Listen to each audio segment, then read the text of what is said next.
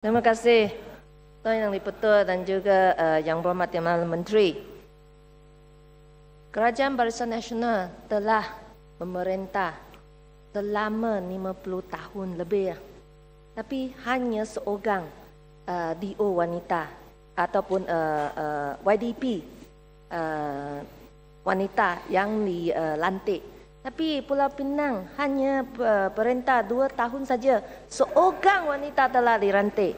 Ini adalah satu menunjukkan bahawa kerajaan Pulau Pinang lebih sensitif, lebih gender sensitif. Ini yang pertama. Yang kedua saya nak tanya, adakah satu roadmap dah berapa YDP wanita akan dilantik pada masa 5 tahun yang akan datang? Ini yang pertama. Yang kedua ialah mengenai pilihan raya kerajaan tempatan. Ini merupakan satu cacatan demokrasi sistem kita, sistem demokrasi kita. Kerana lihat di mana pun sistem kita ialah daripada Commonwealth. Di mana kerajaan ataupun negara Commonwealth yang tidak ada pilihan raya tempatan, kerajaan tempatan. Saya rasa sekiranya kita nak jadi sebuah negara yang maju, sebuah negara yang boleh membanggakan di dunia, kita haruslah beri rakyat untuk memilih ahli majlis perbandaran mereka dan bukan menggunakan alasan-alasan yang tidak boleh diterima. Seperti nak jimatkan wang, seperti dia akan menjadi polemik. Ya, baik. Sekiranya begitu, mengapa adakan pilihan raya besar? Dah faham Menteri, Aman. Ya, jadi saya nak minta juga supaya Barisan Nasional kembalikan hak pilihan raya tempatan kepada rakyat. Salam lagi bangun, ya, Aman. Nak bagi? Saya jawab dulu. Benda-benda yang sama. Saja sikit je nak tambah. Baik, terima kasih. Perdana Menteri, Speaker. Berhubung dengan isu kerajaan tempatan, saya melihat alasan-alasan yang diberi, konfrontasi lah, inilah, itulah, dia memang sudah tidak lagi relevan. Yang pentingnya kita nak pertanggungjawaban. Ya, kita kata apa yang penting adalah adanya perancangan bandar, adanya kaki tangan yang cekap, ini, itu dan sebagainya. Tetapi persoalannya pertanggungjawaban, ya. Siapa yang kita nak pertanggungjawabkan sekiranya perancangan itu tidak baik, ya? Maka di sinilah kita sebut tentang soal meningkatkan nilai-nilai demokrasi, memberikan hak kepada rakyat untuk menyuarakan pandangan dan ada kuasa bila mereka tak puas hati dengan tindakan-tindakan pihak berkuasa tempatan dan sebagainya. Kalau kita tak ada pilihan raya pihak berkuasa tempatan, local council elections, bagaimana kita boleh jamin bahawa pihak yang diberikan amanah untuk mentadbir pembangunan dan perancangan untuk bandar itu benar-benar akan khawatir dan takut kepada rakyat yang warga bandaraya berkenaan kalau sampah tak dikutip dan sebagainya. Lalu perkhidmatan ini mesti juga dipertingkatkan melalui sistem pertanggungjawaban yang hanya dapat dijamin melalui local council elections. Terima kasih.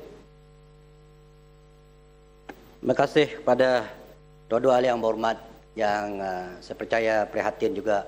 Tapi kita pun prihatin juga untuk kepentingan rakyat dan juga kesejahteraan rakyat. Bagi ahli yang berhormat mengatakan bahawa satu saja yang dilantik di Pulau Pinang, ialah memang pada satu ketika dulu mungkin keadaannya belum lagi mengizinkan. Sekarang ini sudah ramai wanita. Pada ketika dulu mungkin tidak ramai lagi wanita yang berkelayakan. Sekarang sudah banyak wanita yang berkelayakan.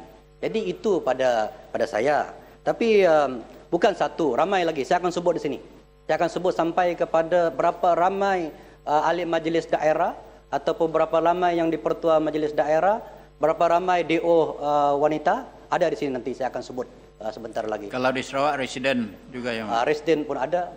Jadi bagi salam pula tentang pilihan raya, apakah yang berhormat bersetuju ataupun mengatakan bahawa orang-orang ataupun yang dipertua yang dilantik di Selangor ini tidak berkelayakan, yang tidak boleh merancang? Apakah yang berhormat bersetuju? Kalau yang berhormat bersetuju, Maknanya kelemahan kerajaan negeri Selangor, melantik orang yang tidak berkelayakan. Saya ingat pasal Timbalan Menteri tanya saya boleh jawab ya, Tuan Speaker. Timbalan Speaker, kita bukan kata tak yang dilantik itu tak efektif ataupun tidak baik, tapi kita nak satu sistem yang lebih berkesan. Ya, kalau kita ni berpuas hati dengan apa yang ada dan kita tak berusaha untuk pertingkatkan lagi keberkesanan itu, maka kita akan kekal dalam tahap dan takuk yang sama. Ya. Ini merupakan satu cadangan yang perlu diambil kira secara serius dan tidak saja diketepikan dengan alasan konfrontasi. Sekarang ni kita bukan berada dalam suasana konfrontasi. Ya, alasannya seperti itu tidak perlu diberikan dan kita lihat kepada negara-negara yang maju yang lain, ya, yang bagaimana mereka menjalankan dia punya local council election dan kesan daripadanya. Maka saya mengharapkan Kerajaan Barisan Nasional mempunyai satu minda yang terbuka, berlapang dada, ya. Jangan dengar je cadangan daripada pihak yang bukan daripada Barisan Nasional terus nak dibakul sampahkan. Ya. Itu satu kaedah dan pendekatan yang tidak baik. Alasan yang kita nak ialah pertanggungjawaban, effectiveness, ya. Dan rakyat, penduduk, warga bandaraya rasa dia ada hak. Saya sudah faham. Baik. Terima kasih. Tentang tanggungjawab, setiap pegawai yang kita lantik adalah pegawai yang bertanggungjawab. Kerajaan bertanggungjawab melantik pegawai-pegawai yang berwibawa, yang mempunyai perancangan untuk membangunkan satu kawasan. Bukan sengaja kerajaan melantik orang yang tidak berkelayakan. Ataupun kerajaan walaupun melalui lantikan sekarang ini. Dan tunggu dulu. Saya bagi peluang, ini flow saya. Dan yang melantik ini bukanlah kerajaan persekutuan. Kerajaan negeri yang mempunyai kuasa untuk melantik semua yang dipertua, semua ahli-ahli majlis daerah. Jadi kenapa dipersalahkan kepada kerajaan persekutuan?